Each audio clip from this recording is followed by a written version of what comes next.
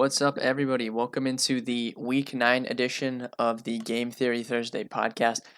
I am your host, Ben Hostler, joined by Justin Bales. It is a two-man Game Theory pod this week with what I think is a pretty, at least on Thursday afternoon, this is a pretty tricky slate.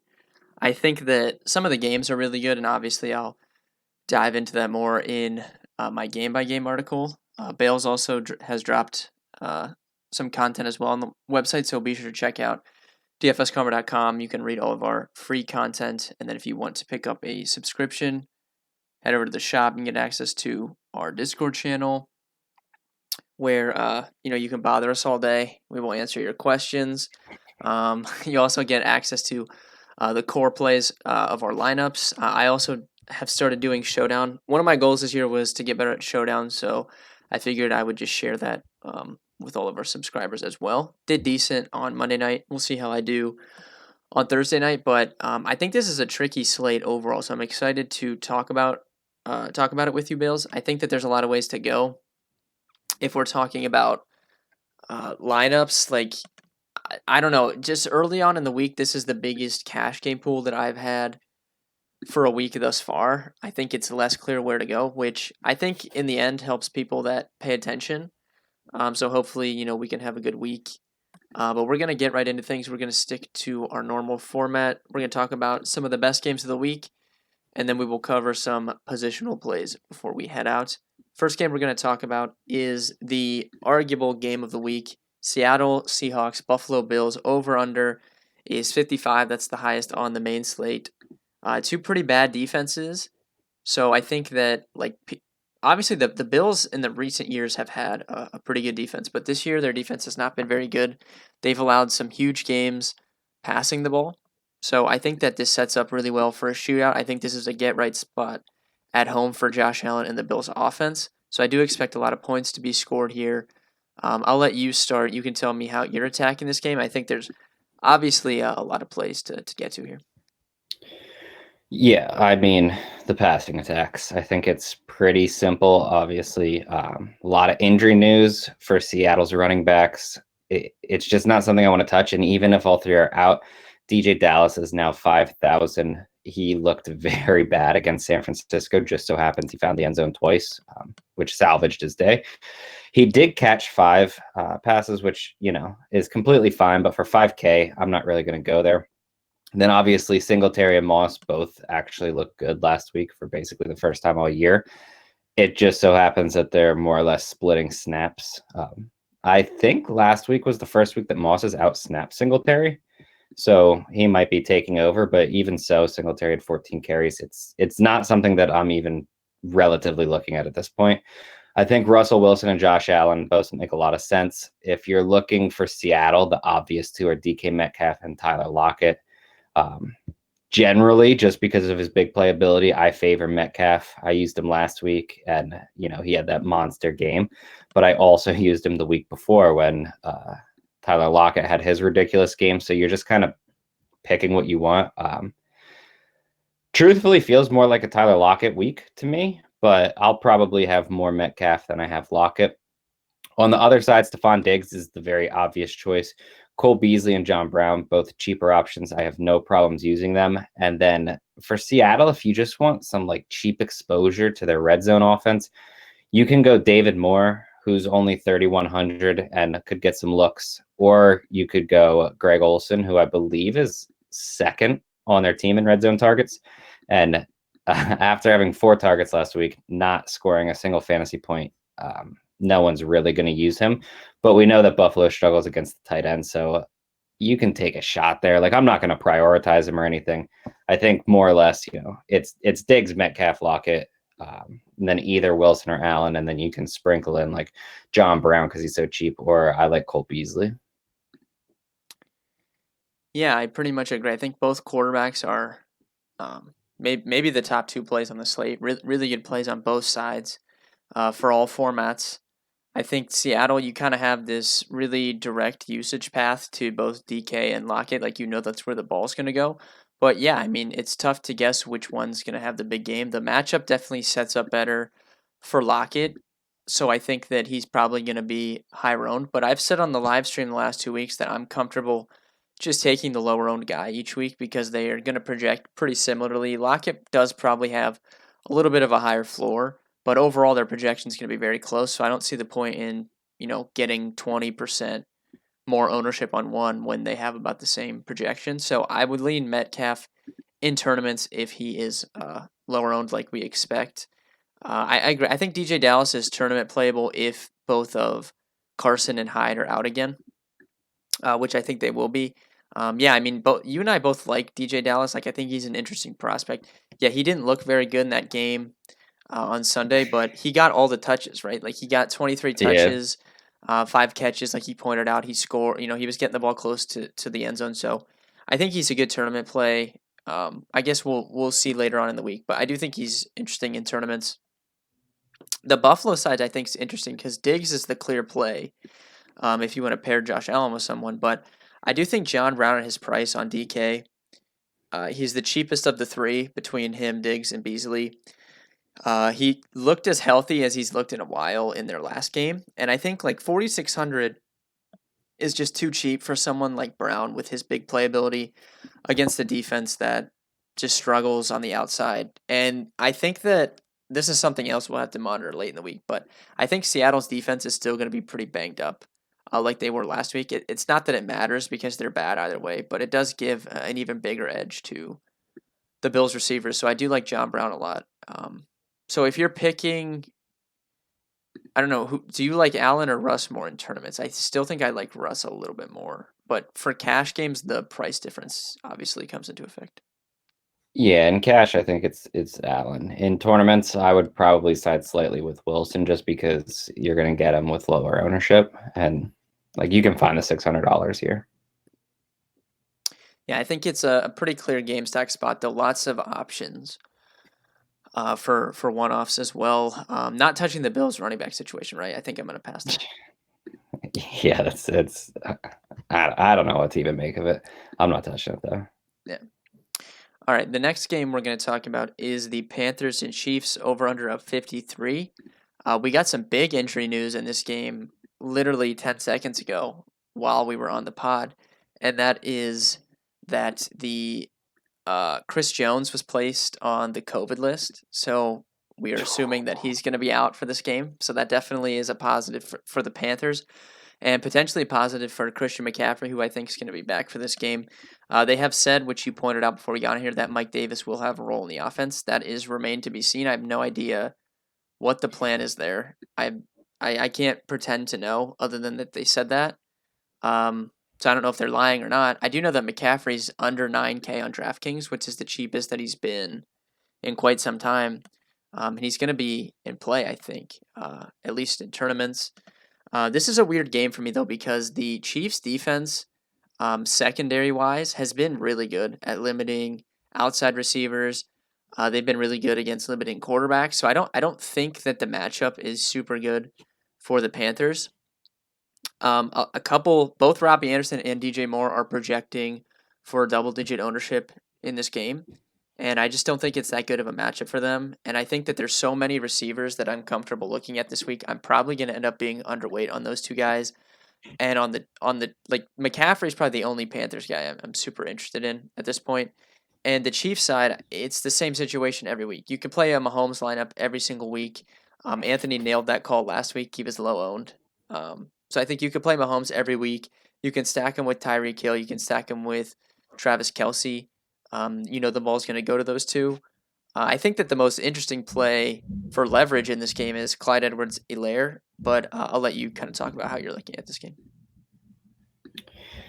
Yeah, I mean, I feel like you're more on McCaffrey than I am. I just don't necessarily know if I want to play or pay 8,500 to not know what's coming. You know what I mean? I think he's fine in tournaments. I have no issues with that. I just doubt that I'm going to get up there.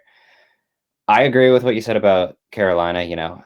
No one really piques my interest. I think if there's someone I am going to play, it's probably going to be Robbie Anderson.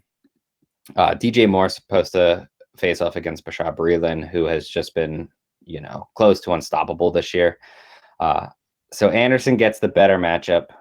I would side with that. And I'm not really looking at Edwards-Helaire very much.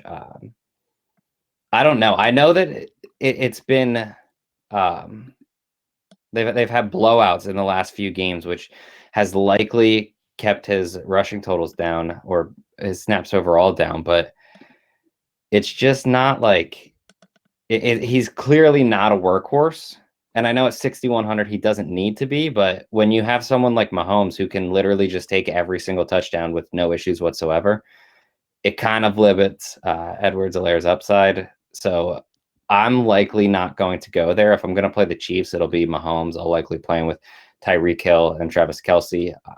I think you can make an argument for Mecole Hardman, but it seems like people probably are going to move to him a little bit after he saw 9 targets last week. And, I feel like that's more of an outlier than him constantly getting close to double-digit targets. He's probably going to drop back down to like 3, but he's always an option for a deep touchdown. I just think it's pretty clear that if you play Kansas City, it's going to be Mahomes, Tyreek Hill, and Travis Kelce. Yeah, I agree. Like the Chiefs' passing attack is always going to be one of the top plays on the slate, no matter really what their matchup is. The Panthers, so they play this zone-heavy defense. Like they're going to keep things in front of them. I just think we could see kind of. I know Bell wasn't there yet, but I think we could see kind of like this game plan from the Panthers of just keeping everything in front of them and just forcing the Chiefs to run the ball. So I think Bell, like we could see like a similar game to when the Chiefs played the Bills, where they were comfortable just running the ball and it didn't matter. So I think Bell could have a good game as well. Like I just think that like the Panthers are so bad against the run. I wouldn't be shocked if either of them had a big game.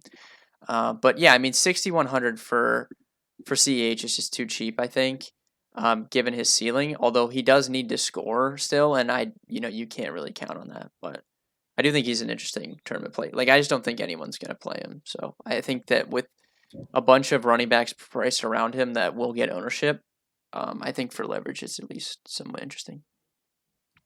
Yeah, I agree. He's going to go overlooked. I have a hard time pulling the trigger on that one. Yeah. All right, the third game we're going to talk about, I actually really like this game. The Chargers and Raiders over under 52. I think this definitely can be a shootout. I like this game a lot more than the Chiefs game.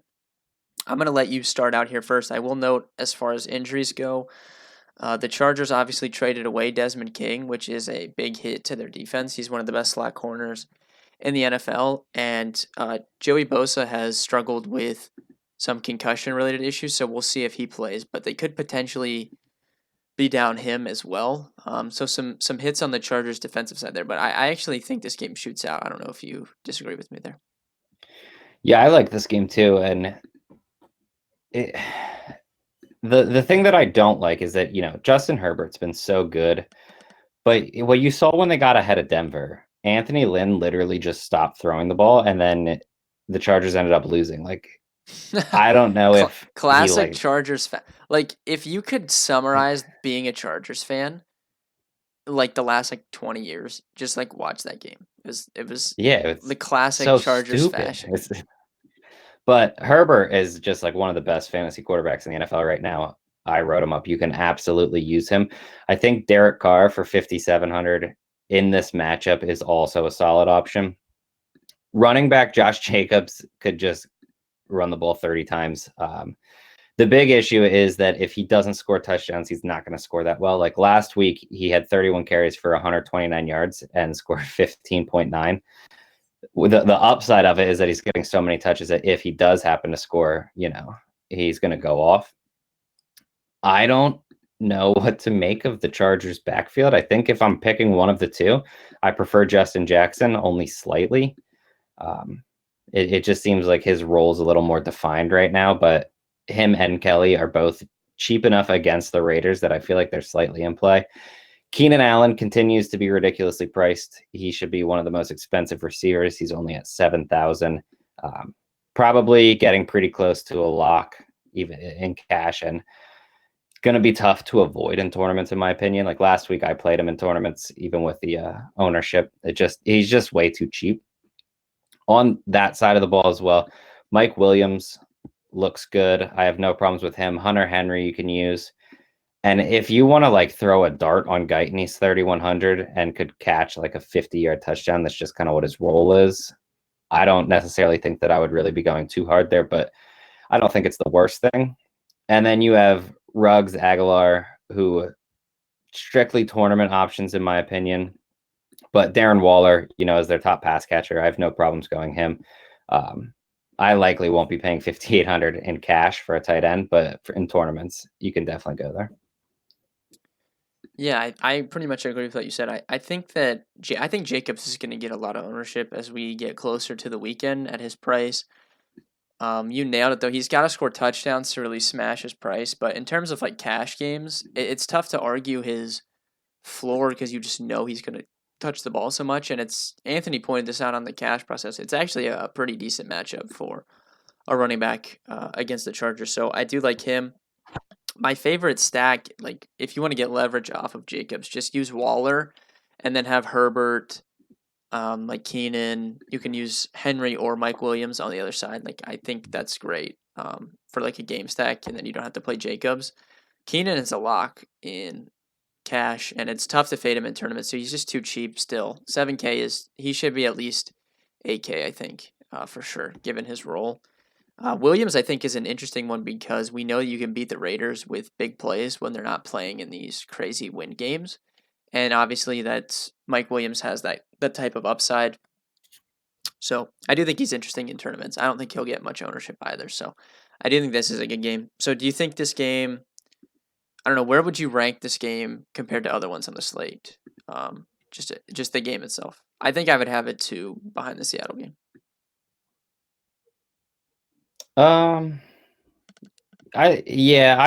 I think it's close. I also really like Atlanta, Denver, which Okay. I don't really think we're going to get in because I don't think it has a high enough total. And I like Detroit, Minnesota, but I would like that more if Stafford can play, which it doesn't seem like he's going to. But if he does, I like that more.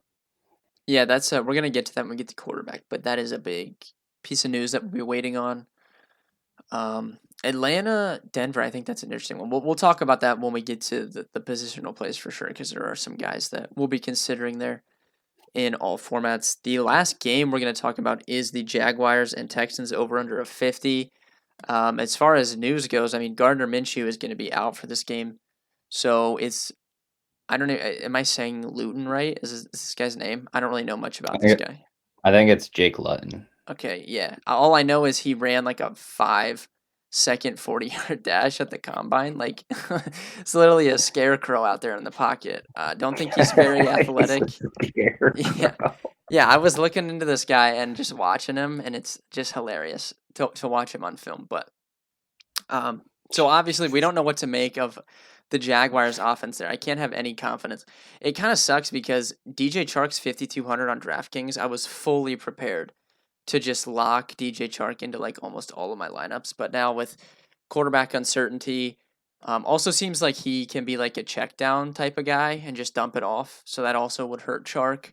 So I can't consider him. It does boost James Robinson. I think we know he's the focal point of this offense. He's top 5 in the NFL in terms of opportunity at the running back position. And like they're just gonna tailor their offense to him. I think especially now, so with this quarterback uncertainty, I could see kind of Jay Gruden going to James Robinson, just telling him like, "We need you this game because we don't really know what's going to be going on with the quarterbacks." And we know like if he dumps it off to him, I mean that's good. Like we've seen James Robinson look good in the passing game as well. So I think he's a really good play. Texan side, I do think he's going to get some ownership. I'm gonna shift to you now. You can tell me how you're attacking this game. I'm curious your thoughts on the Texans side because I do think the receivers are in play. Watson will get ownership as well, but I'm curious where you have him relative to some of the other quarterbacks we've talked about. Well, I think slightly, honestly, the opposite for Jake Luton. I think he's going to walk in there and he's just going to bomb it. Okay. His last year he's not like an elite quarterback or anything. You know what I mean? Like very obviously he's not. But his top wide receiver at Oregon State in 2019 was Isaiah Hodges, which obviously, is not near DJ Chark, but they're going to be similar where he a lot of the times just threw the ball up to Hodges. I think he could also do that with Chark. With that being said, rookie quarterback, not a highly touted guy coming into the NFL. I could also see him just like getting terrified in the pocket and checking down at Robinson 100 times. So I think it could honestly go either way. I will say that their coach said that in practice he's just been throwing the ball around like he doesn't care. But we also heard that about Ben DiNucci, and him throwing the ball around like he doesn't care was not good. Disastrous. For Houston, I have no problems with Deshaun Watson. I think I would honestly just go Josh Allen. I think he's 100 cheaper. So like I don't see a reason to play Deshaun Watson in cash. I actually like David Johnson. If he's going to play well, this is the game. They're big favorites, and it's not like David Johnson he hasn't been a good player this year. He's been a fine fantasy player, if that makes sense. Then Will Fuller is safe. Brandon Cooks, I have absolutely no issues with. They're like the clear-cut top two receivers, in my opinion. I will say Randall Cobb had that big game against Green Bay, but that seems more like an outlier. And I likely won't be playing Darren Fells if Akins is back. I just don't see a reason to. But I mean, I don't honestly know what to make of this game because Houston could just get out to like a 14-point lead in the first quarter and then run David Johnson because Jacksonville literally can't score. So I feel like there's just more risk to Houston's team than like Buffalo for cash games. So I probably won't be going there unless it pains me to say it, but unless you need like David Johnson, I honestly don't think he's the worst cash play. No, I don't disagree. I actually think DJ might actually be my favorite Texans player, just because I don't think he's going to be super high owned with some of the other running backs on the slate, and the Jaguars have just been abused on the ground. So I think if there's a spot that David Johnson's going to have a ceiling type output this season, it's probably this week.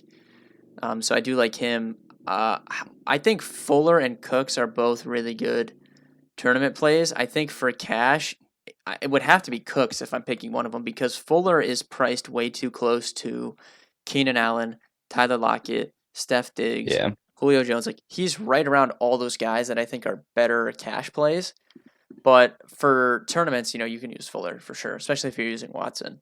But for cash, I think Cooks is in play. I don't know about this quarterback, man. I don't know if I expect him to bomb it. Although, I mean, you could make the argument Chark hasn't been really good with Minshew, anyways.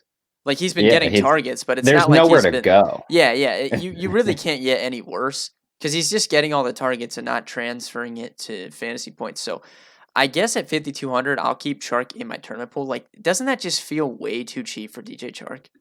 Yeah, I actually was like really, really considering him this week. And dude, I don't know. Like, I'm not a Lutton fan, but at the same time, like Houston knows nothing about the kid. So it just doesn't seem like it would be that weird for him to walk in and just pepper Chark with any type of target that they can get him. And like you kind of have I don't obviously don't know what his mindset is, but you can either have two. He's either going to be like terrified of messing up because he's in the NFL at this point, or he's going to walk in there not caring whatsoever because what's the worst that happens? He isn't good and people are like, obviously, you know what I mean? Yeah.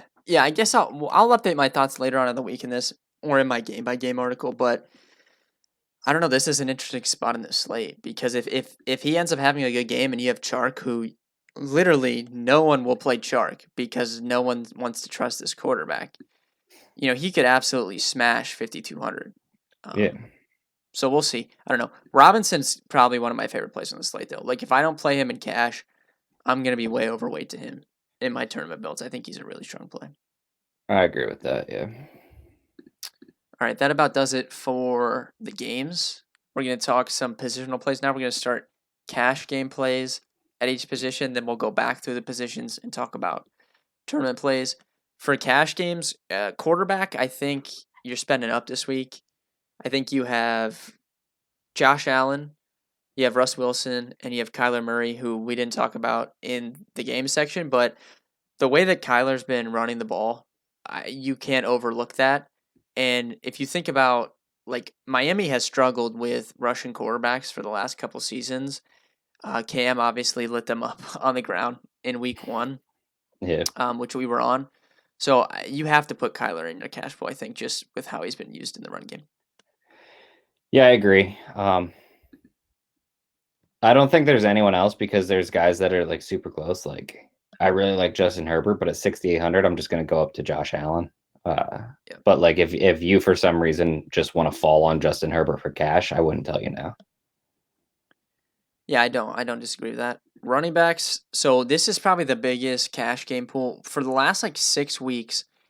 It's been Thursday, Friday, and you've known there's 3 or 4 running backs that you're playing in cash games. I think that's not the case this week. I think there's a lot of guys that you can play in cash games. So it's going to be pivotal to check building blocks, final thoughts, be in Discord on the weekend with all of our analysts because I think there's a lot of guys you can consider. I think Dalvin Cook's probably number one on my board. I think you probably have to play him. He's the only running back in terms of being a spend up that you feel confident on this slate. And then you have just a jumble of guys. You got Chase Edmonds, Josh Jacobs, James Robinson, James Conner, even maybe CMC. Like I think all those guys you can consider in cash. And then you have this situation with the Dolphins. Matt Breida is maybe going to be the guy, but with Gaskin out. But Matt Breida missed practice on Thursday. So if Matt Breida were to miss this game, I don't really know what would be going on there. We'll have to wait and see.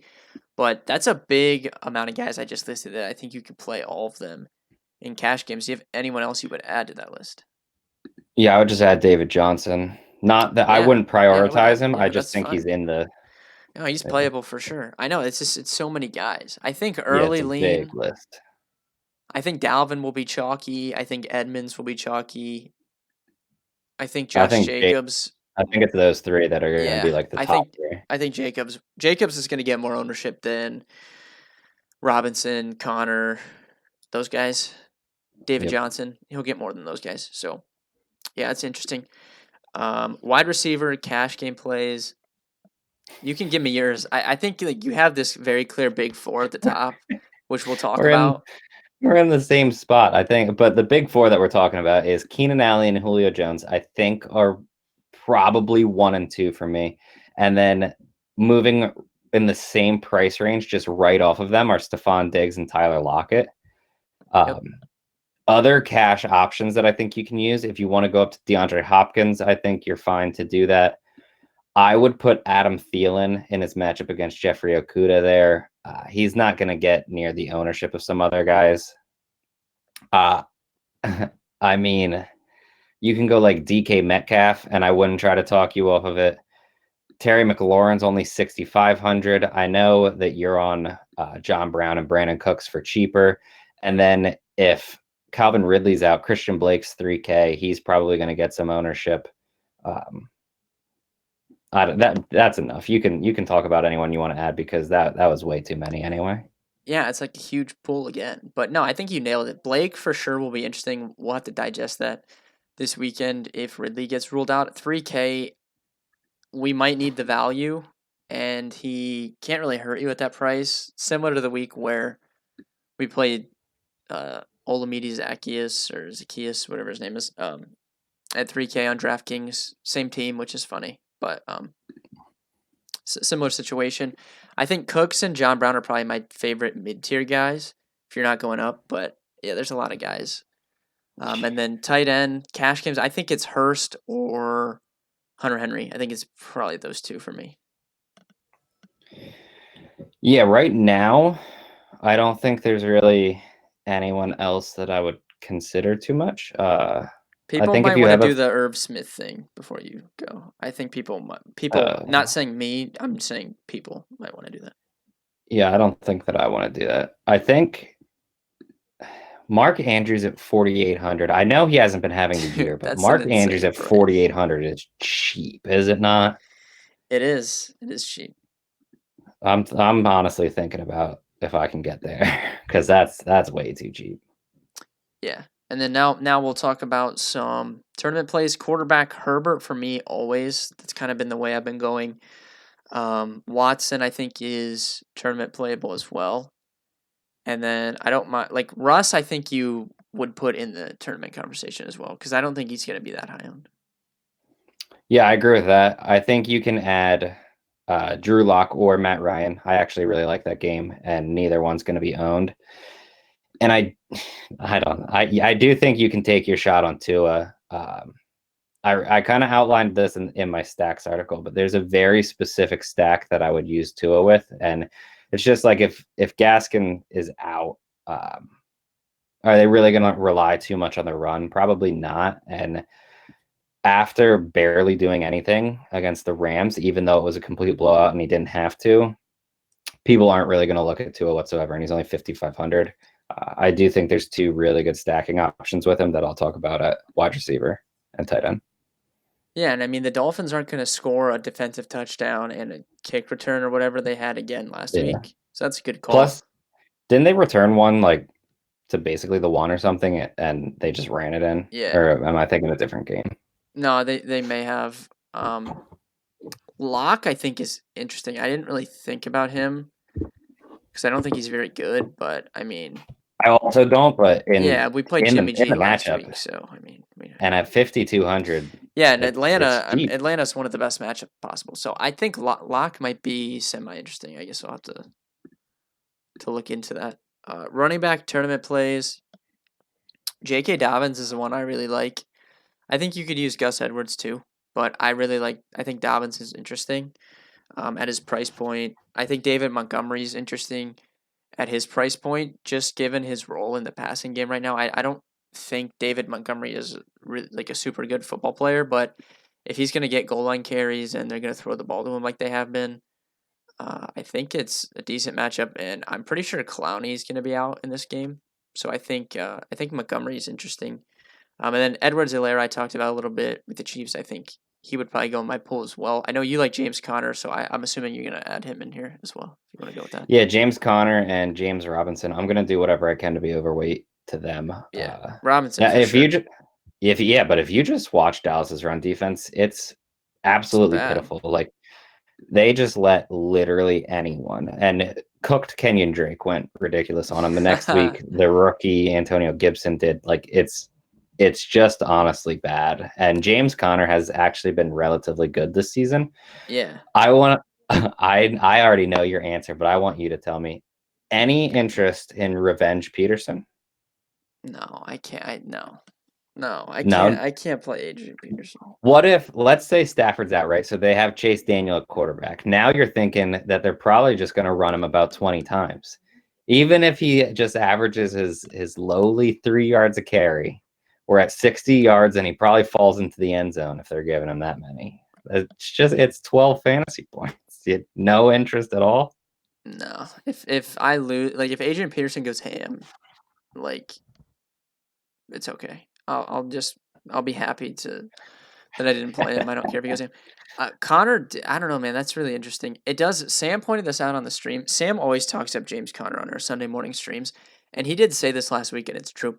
It feels like he scores every week. Like he doesn't, but it feels like he does, right? Like it feels like James Conner's always scoring touchdowns. I think he's scored in 5 of his 7, though, hasn't he? Yeah. It literally feels like every Sunday he scores a touchdown. Yeah. No, he pretty much does. Honestly, Yeah. he's not like at one point in time people thought he was like the next big thing. He's very clearly not that, but he's still not bad. And if you want my honest opinion of somewhat of a workhorse running back that is even half decent against this Dallas defense is just going to go nuts. And that's James Conner. No, that's a good call. Receivers, I mean, John, like guys we talked about in the cash game pool, I like in tournaments as well, like John Brown. Mm-hmm. I think like DK Metcalf, which you talked about in the Seattle game, I think is a great pivot if Lockett is going to be chalky. I think that Justin Jefferson is interesting. I know you like Thielen a lot, but I think Jefferson in that same game is interesting. I don't know. There's a lot of guys. Do you have anyone you want to add? Those are probably the big ones that I wanted to talk about, I think. Yeah, quick before we move on and people start saying stuff in the comments, I'm not playing Adrian Peterson. That was more of a joke. Please don't. Please don't Yeah, hit me with an I can Adrian I can Peterson this I can week. hear him already. I'll add Devontae Parker. I have no clue what the target share with Tua is going to be. Literally no clue, but we know he's the wide receiver 1, and he caught a touchdown last week from the 2. So I don't really have any issues with him in tournaments. I think another guy that's really interesting is, has T.Y. Hilton been ruled out yet? Or is he just questionable yet? I don't recall seeing him officially ruled out, but I do think it's like I think it's pretty set he might miss this game. That's what I was thinking. If he's out, Marcus Johnson is 3K. We know that everyone's going to go Christian Blake, but Marcus Johnson is the deep threat that basically everyone wants T.Y. Hilton to be. And if people are willing to consistently play T.Y. Hilton, which it seems like a bunch are, why would you not play Marcus Johnson, who's kind of proven to be a little bit better at this point, especially if he's going to now be getting Hilton's volume too? Yeah, not out yet, but didn't practice today either. So I'll also say this: Marcus Johnson also didn't practice today, so now we're in a bit of a pickle. oh my god. Well, if Hilton's out and Johnson plays, I do think Johnson's pretty interesting as just it's the same price, just the same price pivot off of Christian Blake, because if he outscores him, you're going to be ahead of quite a few people. Okay, so we can play the same game.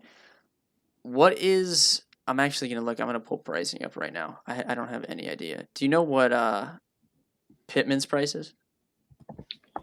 He is 3,900. Okay, that could be an interesting pit. Like, what if both those guys were out? Yeah, I Like, he has mean, to throw to someone that's not a tight end, right? I mean, Michael Pittman yeah. Jr.'s done absolutely nothing this year because he's been hurt. But I do think, a little big body target, maybe could look for him in the red zone. My bigger thing that I was doing that I was looking at with Johnson is that he's such a deep threat that you don't need a ridiculous game out of him Yeah, no, you just need to to play for sure. yeah, that's what I mean. Whereas Michael Pittman, I feel like you need like a legit game. He just doesn't run deep, and Yeah, I'm not but definitely who not like opposed. If Johnson and Hilton are out, yeah, they it's just in that case basically they wouldn't have people to throw to. But yeah, it's pretty much Zach Pascal, who we already know is that could be not interesting, I guess. great. Yeah, I guess that could be interesting. I don't know. That game is just so ugly. No, I agree completely. And whenever they get close, apparently they just want to hand the ball off to Trey Burton. So I mean, I don't know. Apparently that's a thing. Although didn't the Eagles do that a couple times? Well, he runs Wildcat. Yeah, yeah. I don't know. What a weird situation. They like literally use 3 tight ends and they don't care. Like they love it. Yeah, it's weird. All right. Speaking of tight end, for tournaments, I mean, I think Darren Waller's one of my favorite tournament plays on the slate. Travis Kelsey obviously is right there as well, spending up for tight end. Sometimes when we get these really cheap guys, like it kind of comes to be the question of are you spending up like just to be contrarian, or are you spending up because X player is a good play, right? I think that's a Mm-hmm. legit conversation to have. Kelsey, I think, is a good play pretty much every slate. Like you don't really need to think about that. He more so than even someone like Andrews when he was expensive, or even George Kittle. Like Kelsey is going to be involved every single week. Like you don't have to debate it. Waller isn't expensive enough to worry about that, but he also is someone that is basically the WR1 on his team, so he's going to be involved, especially if it shoots out. Yep, I completely agree. I'll add to the player pool Mike Gesicki. Isaiah Ford and him were basically splitting snaps in the slot, and Ford Yeah, is and now in New Ford. England. Yeah, that's a good call. So, if Gesicki's going to move I think he played 58% of the snaps so far this year. If that bumps up to like 80, he's going to do much better. Again, though, with Tua, like we have literally no clue whatsoever what his target share will be. He saw 2 against the Rams, but that doesn't tell us anything because the game was out of hand basically immediately. But I feel like I would rather be early on Gesicki and Parker than late to the party, and they're both actually like relatively cheap for the upside that they have. So if you're using Tua, I feel like that's the stack that I would run with. Yeah, I like that. I'm also praying that week 9 we see some Lynn Bowden Jr. on the field. The Dolphins, That would be please. nice. Now is the time. Ford, no Ford, sketchy running back situation. Like, just get him on the field, get the ball in his hands. He can make plays. Hopefully, we see some of that on Sunday. That about does it, though. It was a pretty good pod. I think we broke things down pretty well. Like I said at the top of this, be sure to check out the free content, dfscomer.com. We have some of the best free content out there, and you don't have to pay for it to read our articles. Also, you can get access for 1 week for as low as $15 to our core plays. You get even more value than you were before now that I'm going to be doing showdown stuff. So you're literally getting cores for Monday Night Football, Thursday Night Football, the Sunday main slate, Sunday Night Football. You can get all that for, in your 1 week package. And the time is now to get in because everyone in the world knows that I love Thanksgiving Day football slates. I have some epic results on Thanksgiving. So the time is get in early. Thanksgiving's coming up. Bills, do you have anything else to add on the week 9 slate? No, I think we're good to go. All right. Thank you guys for watching. Bales and I will be doing a tournament podcast tomorrow, talking about some pivots, and then I'll be on the Sunday morning live stream at 11. So if you're watching this on YouTube, be sure to give us a thumbs up. But thank you guys for watching, and good luck this week.